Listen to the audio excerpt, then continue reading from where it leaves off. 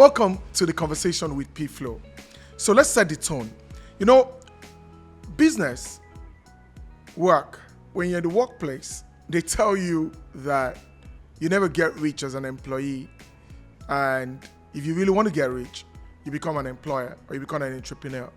And I laugh when people say that, because the grind of becoming an entrepreneur, the challenges of being an entrepreneur are things that you're going to have to deal with when you actually make that jump. So I've seen people who have left a good career, spent a few years in an organization, and decide that, look, you know what, my interests are best served if I become an entrepreneur. And entrepreneurship has its own pitfalls. You know, a lot of people become entrepreneurs not ready for the grind, for the failures, for the difficult environments. And if you're an entrepreneur in a place like Nigeria, I've got news for you. The government can decide one morning to come up with a policy that completely destroys your business, and everything that you've built over a lifetime can literally just go to ruins. That is a real sense expectation of being an entrepreneur in Nigeria. Now, this entrepreneurship, unfortunately, whether we like it or not, is actually the fundamental requirement for an economy to grow sustainably. I mean, you know, the ability to create jobs for people, the ability to galvanize capital and bring all of them together to produce results is the job of the entrepreneur. Economies like the US economy, they tell you there's Main Street and there's Wall Street. And they say to you that Main Street, which is the small mom and pop shops, that they are the fundamentals of economic growth in the US. I mean, Nigeria, we have the same thing. So you call them small and medium scale enterprises. But the challenges of small and medium scale enterprises are such that of every 5 new businesses that come up, 5 years later, there's probably only one of them left in business. Today, I'm going to be joined by a very interesting character. So for those of you who don't know, he's my older brother. I think most people who know me know him. We're joined tonight by Dr. Olakunle Oladehin. Thanks, PFlow. Nice to be here. Thanks for having me. This is the first time you've called me PFlow. I have many other nicknames for you. Yeah, no, let's not use them on this show. Let's not use them. But you can feel free, actually. You know what? Doc, I wanted to bring you on the show specifically when we're going to talk about entrepreneurship. Because so let me just give you guys a bit of a background. Dr. Olakunle Oladehin is actually a medical doctor trained at the popular Lagos State University Teaching Hospital, LUTH, and he became a medical doctor in 1998 and practiced for a few years, and then pivoted into still in the medical space, but decided to work with GlaxoSmithKline for quite a number of years until he took a voluntary retirement earlier on this year. But during that period, he's ventured into entrepreneurship on a scale that would scare most people.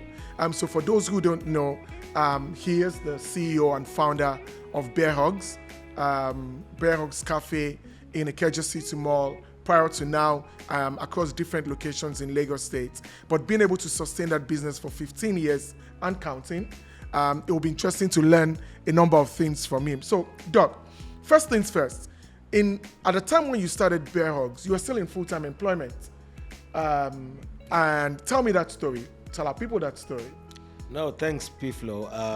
Of course, the story of Bear Hugs, there's nothing hidden that you don't know much about. Mm-hmm. I remember when I was building the business plan, and it came to the financials, the cash flow, I had to run to him because I had zero clue, about, cash flow management or even the analysis of it.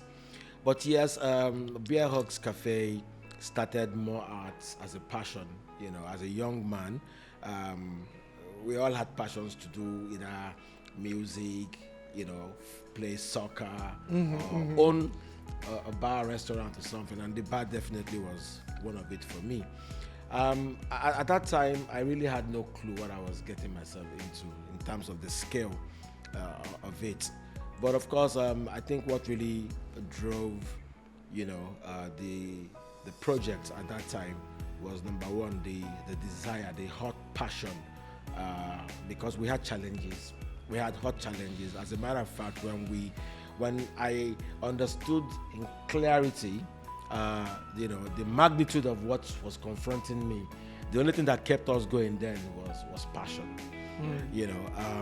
So how did we get started? Of course, it all starts with an idea, and an idea is just about you having one project or one, area or one category of business that you think you can thrive in, and you start.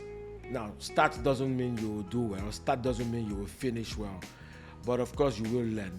And like I always say, it doesn't hurt to start. The worst that can happen is that it fails. And if it fails, you start again, something else. Thank you. I like that. We did grow up in a family where failure was not something that was a big deal. Our dad failed on a number of businesses, but look, you still got up and you went on, and going back to the Bear Hug story, for people who followed that brand, initially when this brand started, people thought it was a foreign brand, with the logo, and there's a story behind that. So again, I want you to talk about that particular story when we're going to choose the brand and your trip to the US to meet a brand who was asking for literally our kidneys, our livers, and our lungs to be able to afford it. But tell us about that story. Absolutely. So in 2011, during the summer of 2011, we already identified the location where we felt was the perfect spot for, the kind of business we wanted to venture into. And at that time, I'd been frequenting, the US a couple of times. And my favorite casual dining brand was TGI Fridays. I don't know if I should mention the name. Yeah, it's okay. And of course, free advert for them. Yeah, when I came home and I was trying to now, start off my own business, the first thing that came to mind was bring a franchise, those who already understand the business. Unfortunately, that franchise didn't go through for many reasons. Number one, they were not looking towards West Africa at that time in terms of expansion. But more importantly, also there were inhibitions in terms of the franchise fee and the rest of it. So I remember coming back and I told the management of the facility that the brand we were trying to bring would probably not be possible any longer. And I had a conversation with my partner, my wife, who says, "Why don't you start your own brand?" And then it clicked that, okay, way back as a young medical student, I always had this vision to have a bar and restaurant. And to be quite honest with you, there was a name even then. And the name Bear Hugs came from a combination of two things. So I wanted the brand name to resonate around, of course, being a casual dining, lounge, bar, the beer in it. But I wanted the beer to be, to sound better subtle. With something. Yes, to make it subtle. And if you're a very big fan of WWF or WWE wrestling, there's a style called the Bear Hug where you strangulate I kind of like the name, the Bear Hug. And I felt, one day if I have a bar, I'll call my bar Bear Hugs, or something like that. And it happened in 2011 that when we now had to create our own brand. And I remembered, by the way, as a young student, you always had this name in mind. Why don't you just try it? So the spelling is a different thing. We have to make it subtle, put an H in between the bear and then a Z at the end of it. But that's how the brand Bear Hugs came to be. And 13 years down the line, we're still standing. Well, look, 13 years down, still standing. That's not the full story, as I say. So for those who don't know, at some point we attempted a number of expansions with the brand. Went to Apapa, terrible idea. The traffic of getting into Apapa literally would keep you on you'll probably sleep while driving to the place. Of course, there was the Sule one which got damaged during the NSAS protest. And then we also did Chevron. There's one thing though that I want to talk about, and it's about your resilience. So during the battle with the Kejo City Mall, you did something that scared even me. And I'm sure you remember some of the conversations we had. They're like, "Why are you fighting these people? You can't win. But you did win. Yes, it cost you a bit, but you won. And I think I want you to tell that story, at least to the extent that your confidentiality allows you to. Yeah. So of course we did settle, and the terms of those settlements are still confidential. Yes. But I think the bottom line was we found ourselves in a lease agreement that was going to strangulate the business. And the point comes where you need to apply a bit of common sense as well. Everybody goes into business to make money. To make money. And when that is not happening, you need to recalibrate your steps. Of course, it was a painful one that we had to bite the bullet and, take the bull by the horn, meaning that we shut down the business for over 2 years. Yeah. And this is our flagship restaurant location. But, we settled out of court later on, which we thankfully, recognized the contribution of many people who helped in the terms of this negotiation. And then we came back into business again after 2 years of being locked down in 2019. July. Talking about resilience, shortly after we came back, the pandemic hit. So we didn't open again till August of 2020, and shortly after we opened in August of 2020, NSAS protests happened, and our other location in Surulere was looted, and it never reopened again. So, of course, doing business in this climate, is not for the faint-hearted.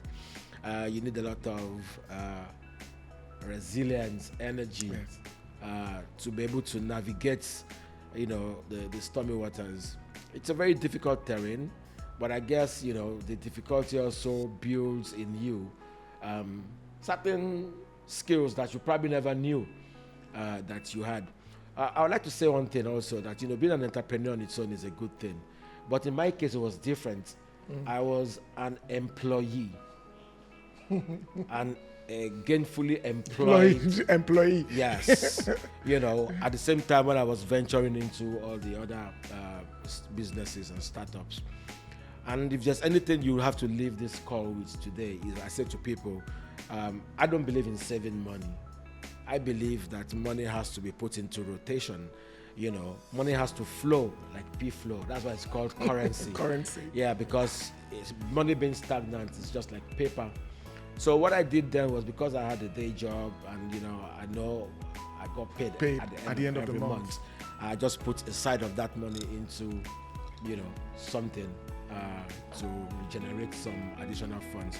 And believe this or not, every year when we had salary raises or reviews, rather than using that money to buy a Rolex watch or something, I always thought about how many more people could I employ now that it has not stopped till then. So those who know me know how many startups and how many new projects that have failed, because you always hear about the ones that have succeeded, and many of them fail. But that's not a reason why not to try again something. So and I must say that, yes, just taking it from there, a few years ago, I'd done a masterclass on entrepreneurship and finance with Diary of a Niger Girl, Dang, and if you guys want to see it, you can check on my profile in YouTube, and you will see those videos there. And one of the things that came out of that was how managing your finances in business was very important, and when I look at the experience that you had with Bear Hugs, and also the experience that we had with some other startups that didn't generally fly, the beautiful thing for me are the lessons that you learned from those ones that failed, and that's something I want us to spend a few minutes talking about. So one thing that I don't know if you recall this conversation we kept having about pilferage, and people stealing, and we kept coming to the same conclusion that the solution was technology. In fact, I remember some very interesting conversation we had Christmas Day at Mom's house in Ogba, when we were talking about Nigeria and whether it was systems or the people. True. And eventually something interesting happened for you. A few years ago, you had to leave Nigeria, and you still had a business running, and any other business would have shut down with the way Nigerians behave. Tell me the story of how Bear was continuing to survive, despite you not being physically present? Yeah, thanks. So, of course, one of the things that I hold very dearly to my heart is the need for continuous improvement. Working in a global multinational company, you get to pick up a lot of these taglines, and these are not just mere words. These are real, I would say, life hacks that can help us in, and it's continuous improvement. And yes, we did struggle in the beginning with leakages, like every other business, in Nigeria, hospitality, even oil and gas, and you name it. As long as there are people involved in the process. Well, and I would like to say, to be quite honest with you, it cuts across the globe. The only thing that separates what happens back home here and other places is the lack of systems. And being a medical doctor myself, I know that this lack of systems transcends just even private businesses. When you go to even public institutions, the healthcare institutions, it's glaring that, the lack of systems also. And what technology helps you to do is technology helps you to, not only have a system in place, but it helps you to have a fingerprint of your SOPs. So SOPs are standard operating procedures. So because your SOPs are defined by the technology that you build around.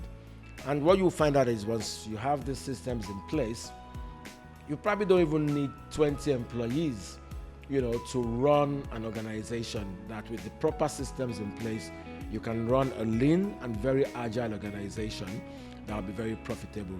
So what happened was in 2017, when Ikeja City Mall location shut down for a brief period, I think I went into an incubation room, sort of, to recalibrate. So it gave me time to explore new opportunities. And somehow I found myself in a tech hub that I started, building solutions for different other industries and not even for my business. By the time we were coming back in 2019, I'd learned so much about technology. I've learned so much about building systems, organizing databases and querying databases. And it was so easy for me to drop a system that could help me run a full enterprise model for, the hospitality business. And then we got started. I didn't know at that time that I was going to relocate out of Nigeria. So, but the confidence that I used to embark on the journey was propelled by the technology I knew, the backbone of the businesses I was leaving behind.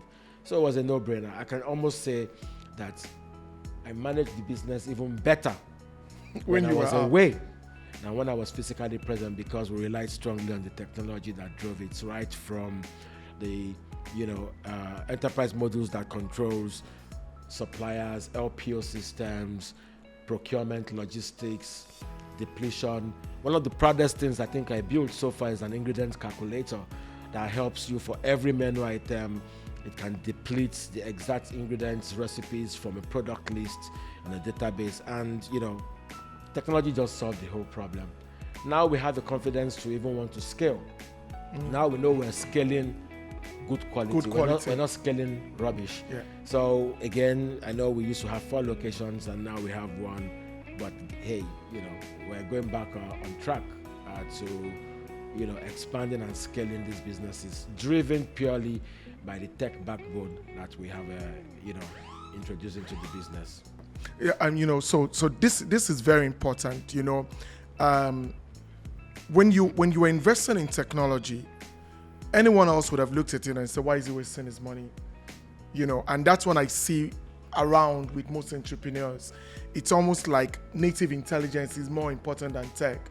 The truth is that, look, if you anything that is repetitive, that is monotonous and repetitive, you can always replace with tech. Yeah. It's as simple as that. There's very limited intellectual capacity that goes into measuring the number of shots of whiskey that goes into a cocktail. If you can calculate it, then you can automate it. Yeah. And if there's something, I've seen your system work, and we used it at the Chevron. I mean, in its infancy, we used it at the Chevron location. And if there was one business I was sure people were not stealing from me, was in Chevron. Apapa, oh, they stole like there was no tomorrow. And the guys who were stealing were my friends and my aburos. But I think that this is important for anyone who's building a business. Where technology can be an enhancer, you must always allow technology to work. Because if you don't, eventually you're going to pay for it, right? Yeah. So one of my favorite last words or phrases is systems before infrastructure. So I have a very young brother who's doing so well. He's the CEO of Wakana and he's doing so fantastic. When he relocated back to Nigeria, he tried to consult with me in terms of what to do. And I said, hey, before you put any brick on the floor, before you build any infrastructure, first of all, invest in systems. And the reason why I say so is this: change is a difficult thing. If you start first of all without a system and you just go with infrastructure, you don't want to change in the course of the there will be bureaucracy. People will frustrate the change. But when you start off with a system that works already, robust enough, it becomes the ways of working. It's the way of life. That's how they met it. As a matter of fact, would you know that today at Bear Hugs, we do not employ people who have experience. No, what experience do you have? Because when you come into our organization, the experience doesn't matter. No, it doesn't match the technology we have. So we have to train you on our technology. And again, when they come with this so-called experience, there's a lot of garbage they're coming with. So you don't need that in your organization. They're coming with the systems through which they sabotaged other organizations. Yes. That's what they're bringing. I mean, this is quite important, and for me, this has been a very refreshing conversation. I work as an investment banker for people, for everyone who knows. And one of the things that I do as an investment banker is galvanize capital for businesses. And what you find is that, I say this all the time, an organization that's properly structured with the right systems would always attract capital. It's not about the entrepreneur. It's not about the guy who's driving it. The point is, can I replicate your systems? Can I literally lift your business from Lagos, take it to Abuja, and it will be functional? Entrepreneurs who don't see that are never going to grow. This has been a fantastic conversation. I know this is not the end of it all, because there are so many other businesses that we started that, in fairness, I didn't really have plenty money in it. It was mostly name and, but those businesses, we had the record label, we had the music platform, which was sabotaged by a Nigerian employee. So look, I know that people always come and say, oh, I pick on Nigerian employees, I do, because the reality is that our culture is terrible. The average Nigerian employee is terrible. That's just the truth. You may not like it, but it's true. But we need to change that narrative, and the way we change the narrative is by deploying technology, making sure people cannot have sabotage systems. So, going back to the conversation we had at Mom's house that Christmas, and I kept saying to you that the people can destroy the systems. And you were like, no, the system. I was like, look, people can destroy the system. We had an interesting conversation a few days ago where we were talking about, in Nigeria, certain duties by Gazette, by the federal government, are supposed to be duty-free. But the custom says to you, oh, their systems have not been updated.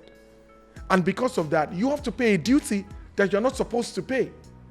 And no one can stop it. That, for me, is where the problem with the people comes from. Yeah. And that's where a reorientation of leadership, a reorientation of the people is fundamental if we're going to build a society that works. Doc, it's been an absolute pleasure having you. By the way, that's my big brother, so I'm very proud of him. He's not yet a pastor. I'm still praying that God will eventually arrest him. But, let's leave it that way. Hey, everyone, look, this conversation never stops. Also, I would ask that the media also puts up Doctor's social media handle so you can follow him. He's pretty active as well on social media, and you can follow some of the interesting ideas and businesses that he's working on. He will come and talk to us about something he's doing in healthcare very soon, again, driven by technology. Anyways, everyone, you've just had the conversation with PFlow, and with me, I've had Dr. Olakunle Oladehin, who's my older brother, and I'm proud to be his younger brother. I'm proud to have you as my younger brother as well. Thanks, everyone, and we'll see you soon. Bye.